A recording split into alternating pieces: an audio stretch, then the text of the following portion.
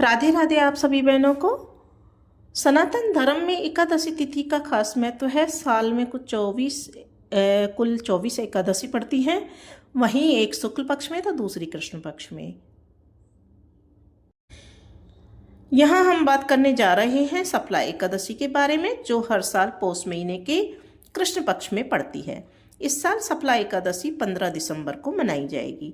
सफला एकादशी के दिन व्रत रखने और भगवान विष्णु की पूजा करने से व्यक्ति के सभी काम सफल होते हैं और उसे जीवन में सुख और सौभाग्य की प्राप्ति होती है।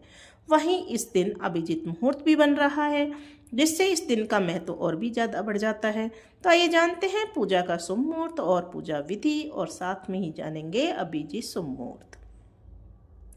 वैदिक पंचांग के मुताबिक पौष महीने के कृष्ण पक्ष की एकादशी तिथि 14 दिसंबर को रात 8:47 पर आरंभ होगी।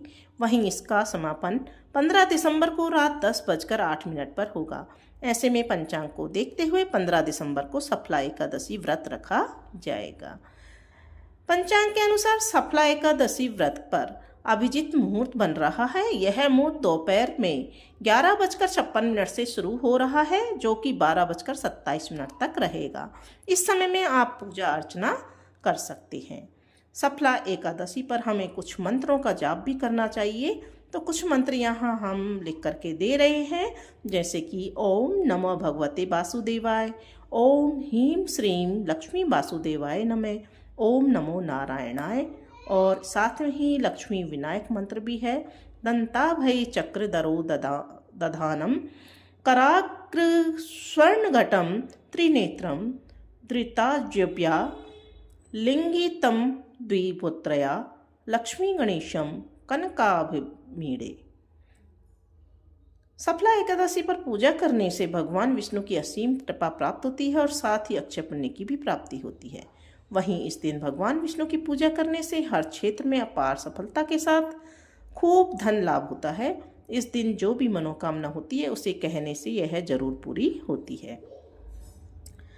सफला एकादशी के दिन यदि आप पूजा करने जा रहे हैं तो हमें भगवान विष्णु की असीम कृपा प्राप्त करने के लिए एक नियमित पूजा विधि अपनानी चाहिए, जो कि इस प्रकार से रहती है। व्रत के एक दिन पहले दशमी तिथि की शाम को सात्विक भोजन करें। एकादशी की सुबह स्नान करके हाथ में जल लेकर व्रत का संकल्प लें। भगवान विष्णु की प्रतिमा स्थापित करें। उन्हें पीले वस्त्र, पीले फूल और तुलसी दल अर्पित करें। विष्णु सहस्त्र नाम का पाठ करें। केला, मिठाई और पंचामृत का भोग लगाएं और ध्यान रखें कि एकादशी पर चावल का सेवन पूरी तरह से वर्जित है। इस दिन जरूरतमंदों को अन्न, वस्त्र और धन का दान करें।